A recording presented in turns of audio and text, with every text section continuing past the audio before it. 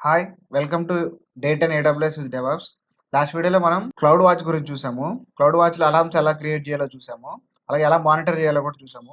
ఈ వీడియోలో మనం క్లౌడ్ లాగ్స్‌ని ఎలా క్రియేట్ చేయాలో చూద్దాం. ఈ వీడియోలో మనం చాలా వరకు లైనక్స్ కమాండ్స్‌ని అయితే యూజ్ చేసాము. సో, ఆ కమాండ్స్ అన్నిటిని నేను డిస్క్రిప్షన్‌లో ఇస్తాను. మీరు ప్రాక్టీస్ చేసినప్పుడు ఈజీగా ఉంటుంది. ఈ క్లౌడ్ లాగ్స్‌ని ఎలా క్రియేట్ చేయాలో చూద్దాం. లాగ్స్ అంటే కంప్యూటర్ జనరేట్ చేసే డేటా ఫైల్స్ అన్నమాట. ఇందులో ఏముంటాయంటే ఎగ్జాంపుల్‌కి మనం ఒక అప్లికేషన్‌ని ఓపెన్ చేసామనుకుందాం. సో, అప్లికేషన్ ఓపెన్ చేసినప్పుడు అందులో ఉండే సర్వరు మనం ఎప్పుడు ఓపెన్ చేసాము, ఎంతసేపు యూజ్ చేసాము, ఏమేమి యూజ్ చేసాము అనే డేటాని ఒక ఫైల్‌లో స్టోర్ చేస్తుంది. ఈ ఫైల్స్‌ని లాగ్ ఫైల్స్ అంటారు. ఈ క్లౌడ్ లాగ్స్‌ని ఎందుకు యూజ్ చేస్తారంటే, ఈ లాగ్ ఫైల్స్‌ని మానిటర్ చేయడం కోసం క్లౌడ్ లాగ్స్‌ని యూజ్ చేస్తాము. ఇప్పుడు ఈ క్లౌడ్ లాగ్స్‌ని ఎలా క్రియేట్ చేయాలో చూద్దాం. క్లౌడ్ లాగ్స్‌ని క్రియేట్ చేయాలంటే ఫస్ట్ మనకొక EC2 సర్వర్ అనేది కావాలి. So, first go to AWS and then EC2 running instances. మనమైతే ఇక్కడ ఒక EC2ని లాంచ్ చేయాలి. మనం ప్రీవియస్ క్లాస్‌లో క్లౌడ్ అలారమ్స్‌ని క్రియేట్ చేయడం కోసం మనమైతే ఒక EC2ని లాంచ్ చేసాము. సో, నేను ఆ EC2నే యూజ్ చేస్తున్నాను. ఇన్ కేస్ మీరు ఫస్ట్ టైమ్ ఈ వీడియో చూసేవాళ్ళైతే ఈ EC2ని ఎలా లాంచ్ చేయాలో తెలియకపోతే మన ప్రీవియస్ వీడియోలో మనం ఆల్రెడీ EC2ని ఎలా క్రియేట్ చేయాలనేది చెప్పాము.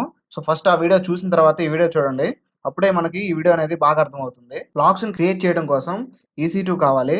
అలాగే ఈ EC2లో ఒక సర్వర్‌నైతే మనం ఇన్‌స్టాల్ చేయాలి. సో, సర్వర్ ఇన్‌స్టాల్ చేయడం కోసం ఫస్ట్ EC2లోకి లాగిన్ అవుదాం.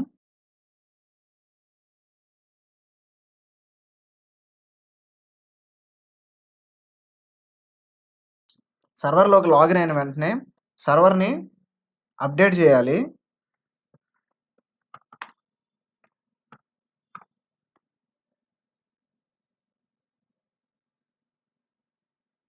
సర్వర్ అప్డేట్ అయిన వెంటనే హెచ్‌టిటిపి సర్వర్‌నైతే మనం ఇన్‌స్టాల్ చేస్తున్నాం. హెచ్‌టిటిపిడి సర్వర్‌ని ఇన్‌స్టాల్ చేయడం కోసం ఈ కమాండ్‌నైతే యూజ్ చేస్తున్నాను.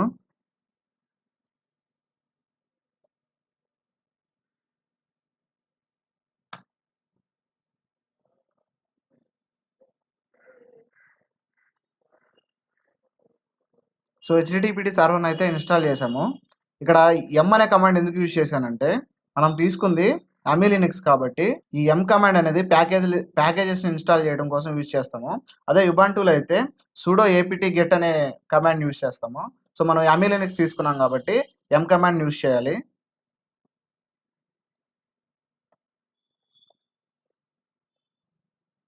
హెచ్‌టిటిపి సర్వర్‌ని స్టార్ట్ చేస్తున్నాను బై యూజింగ్ దిస్ కమాండ్.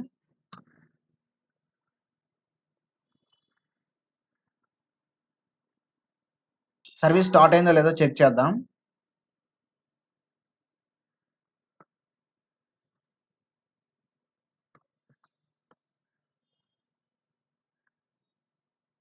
మనం ఇన్‌స్టాల్ చేసిన సర్వీస్‌ని అయితే స్టార్ట్ చేసాం.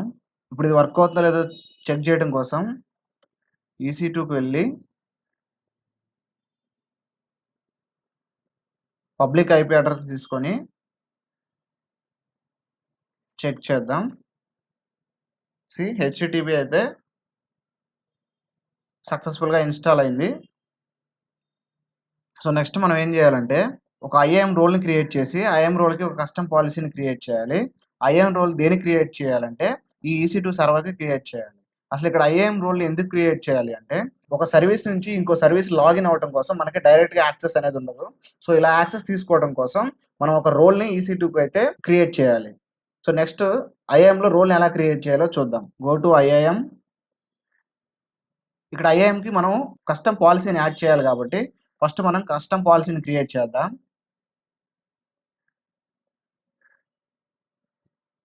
Create policy.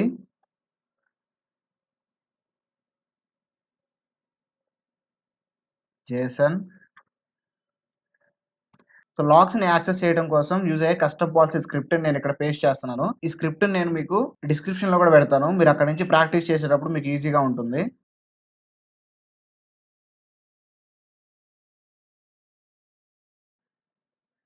నెక్స్ట్ ఈ పాలిసీకి ఒక నేమ్ ఇవ్వాలి. నేనైతే సర్వర్ 1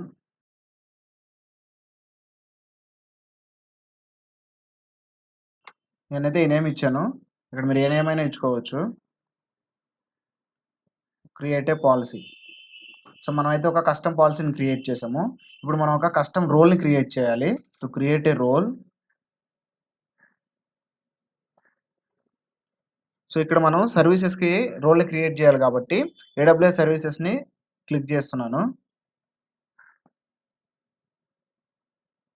ఏ సర్వీస్ క్రియేట్ చేయాలనేది సెలెక్ట్ చేసుకోవాలి. EC2. EC2లో అన్నిటికీ యాక్సెస్ కావాలి కాబట్టి సెలెక్ట్ EC2. నెక్స్ట్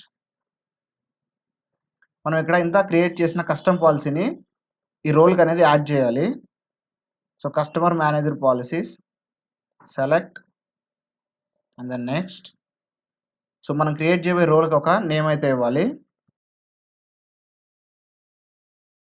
నేనైతే ఈ నేమ్ ఇచ్చాను. ఇక్కడ ఏ నేమ్ అయినా ఇవ్వచ్చు.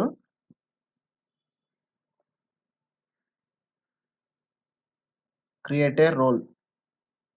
ఇప్పుడు మనం క్రియేట్ చేసిన రోల్ని మనం EC2కి అయితే అటాచ్ చేయాలి. ఇలా అటాచ్ చేసినప్పుడే క్లౌడ్ వాచ్కి EC2ని యాక్సెస్ చేయడం కోసం అలౌ అయితే వస్తుంది. So go to EC2, select running server, go to actions,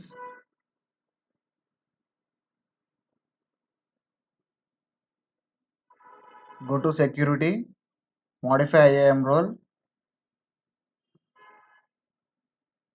so server 1 role 1 IAM. So ఇది మనం క్రియేట్ చేసిన IAM role. Select update IAM role. So మనం క్రియేట్ చేసిన IAM రోల్ని ఇలా అటాచ్ చేస్తేనే మనకి క్లౌడ్ వాచ్కి అయితే ఈ EC2ని యాక్సెస్ చేయడానికి పర్మిషన్స్ అయితే వస్తాయి. ఇప్పుడు మనం సర్వర్లో లాగ్ ఫైల్స్ని చెక్ చేద్దాం. ఈ లాగ్ ఫైల్స్ ఎక్కడ ఉంటాయంటే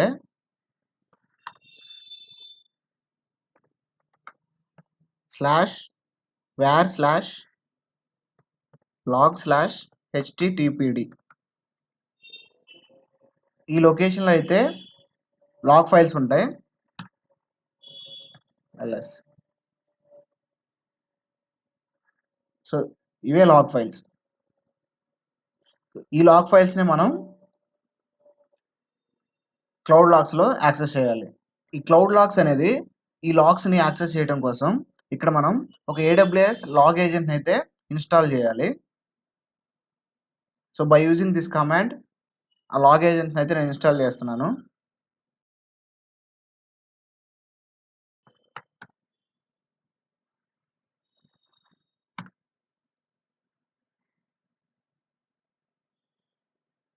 ఇక్కడ లాగ్ ఏజెంట్ అనేది ఇన్స్టాల్ అవుతుంది. ఈ లాగ్ ఏజెంట్ ఇన్స్టాల్ అయిన తర్వాత ఆ లాగ్ ఏజెంట్ కాన్ఫిగరేషన్ ఫైల్ని ఓపెన్ చేసి అందులో మనం ఏ అవైలబిలిటీ జోన్లో క్లౌడ్ వాచ్ని యాక్సెస్ చేయాలనుకుంటున్నామో ఆ అవైలబిలిటీ జోన్ని అప్డేట్ చేయాలి.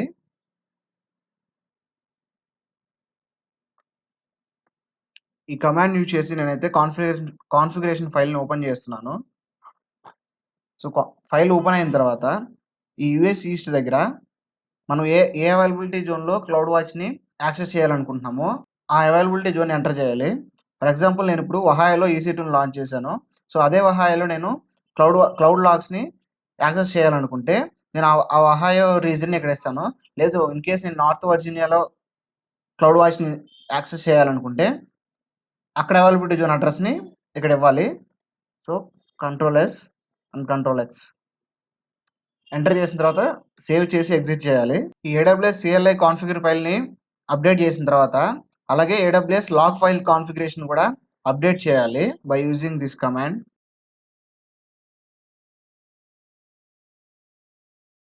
సో ఫైల్ని ఓపెన్ చేస్తే ఇలా వస్తుంది.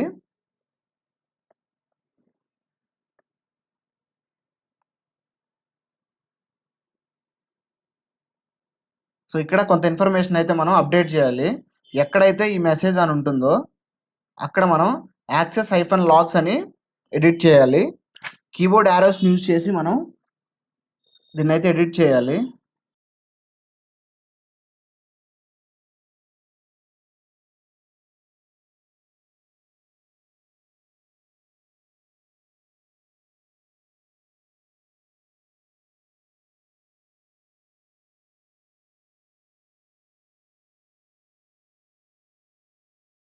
సో ఇలా ఎక్కడైతే మెసేజ్ అని ఉంటుందో అక్కడ ఈ విధంగా ఈ టెక్స్ట్‌తో ఎడిట్ చేయాలి.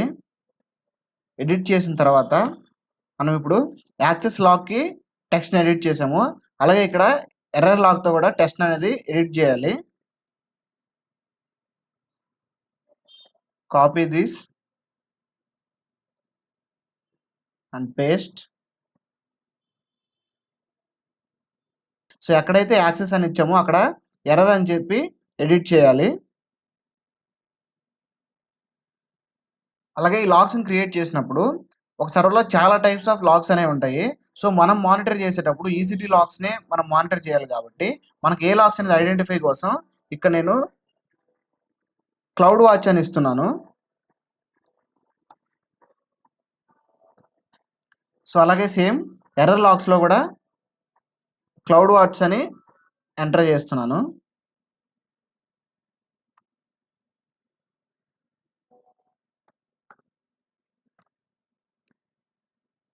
Save and exit control yes, control X. So మనం సిఎల్ఐ కాన్ఫిగరేషన్ ఫైల్ ఎడిట్ చేసి అవైలబిలిటీ జోన్ అయితే ఎంటర్ చేసాము. అలాగే లాగ్ ఫైల్ని ఎడిట్ చేసి ఏ లాగ్ ఫైల్ని యాక్సెస్ చేయాలో దాని డేటా అనేది ఇచ్చాము. ఇప్పుడు మనం ఏం చేయాలంటే ఏడబ్ల్యూఎస్ లాగ్ ఏజెంట్ని ఇన్స్టాల్ చేసాం కదా, ఏడబ్ల్యూఎస్ లాగ్ ఏజెంట్ సర్వీస్ని ఇప్పుడు స్టార్ట్ చేయాలి. సో ఈ కమాండ్ యూజ్ చేసి నేను స్టార్ట్ చేస్తున్నాను.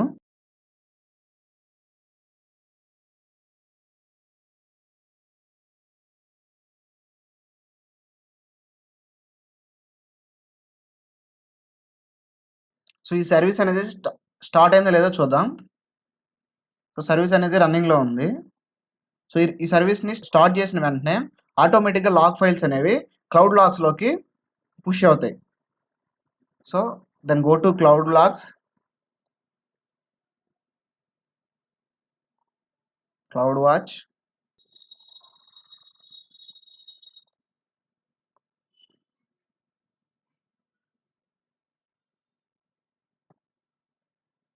సి మనం అక్కడ క్రియేట్ చేసిన లాగ్ ఫైల్స్ అనేవి మనకి ఇక్కడ జనరేట్ అయినాయి.